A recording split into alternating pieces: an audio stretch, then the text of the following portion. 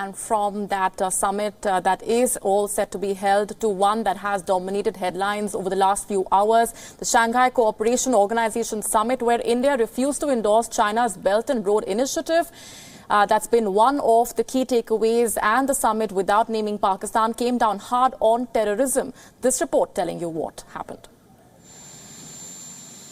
On a day when the G7 summit of the world's richest, most powerful countries collapsed with Donald Trump walking out, the Shanghai Cooperation Organization summit in Qingdao, China, emerged with a positive, if predictable, message urging good neighbor lines, commitment to globalization, and multipolarity, or many power centers, not just one headed by the US.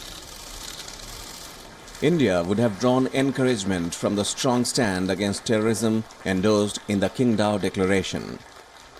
It called for adopting the UN Convention on Terrorism, for exchanging information on terrorists taking sanctuary in third countries, the special role of SCO's regional anti-terrorism structure on terrorism and extremism, and conducting joint anti-terror exercises.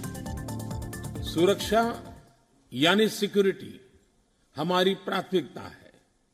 समग्र रूप से हमारे क्षेत्र को secure करने के लिए मेरे विचार से 6 महत्वपूर्ण आयाम है।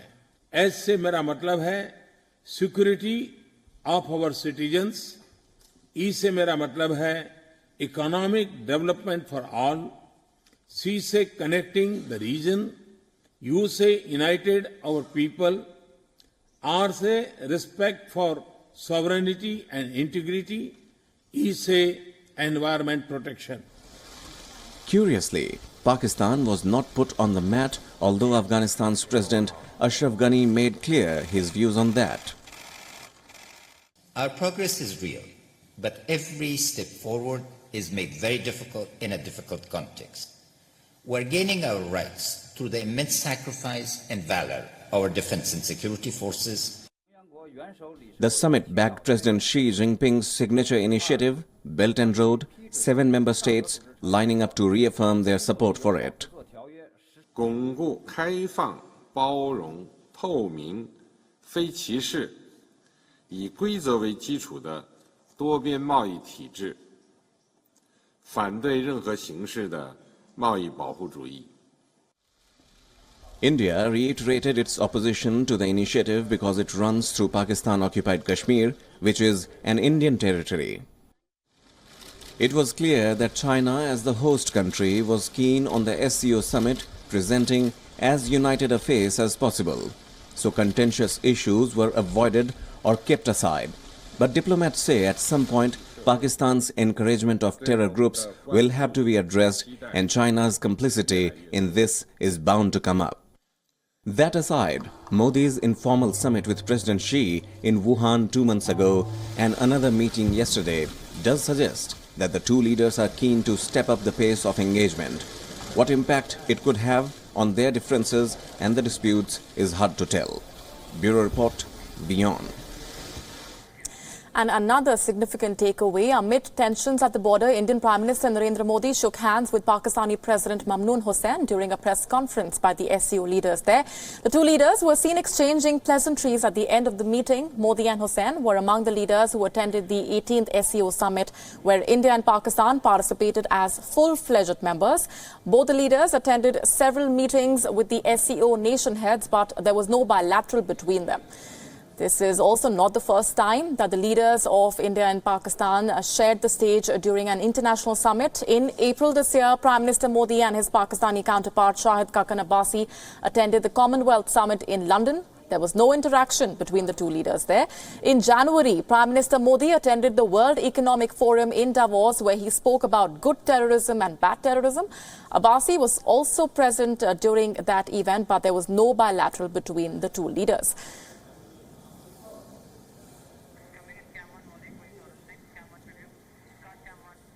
Former diplomat Ambassador Arun Singh is joining us for more on that. Ambassador, according to you, what have been the key takeaways apart from the fact that the SCO has unanimously come down heavily on terrorism, of course, without naming Pakistan, but it has called for adopting the UN Convention on Terrorism, for exchanging information on terrorists taking sanctuary in third countries, the special role of the SCO's regional anti-terrorism structure on terrorism and extremism as well?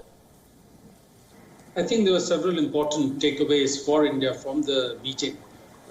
First, it was the first meeting that India has attended as a full member, and that was significant because India has attached importance to the SCO, which was initially set up to start an interaction between China, Russia, and the Central Asian countries to deal with the border problem among those countries. And once they dealt with that, then they have been gradually expanding. And India has deep interest in the Central Asian countries, historical, political, economic interest. There are also issues related to Afghanistan, which borders on the Central Asian countries, and trade and connectivity through Afghanistan and Iran to Central Asia. So given all that, the work of the Shanghai Cooperation Organization has been of interest to India, looking at its linkages with that part of the world. So I think from that point of view, India's presence there, interaction there was significant.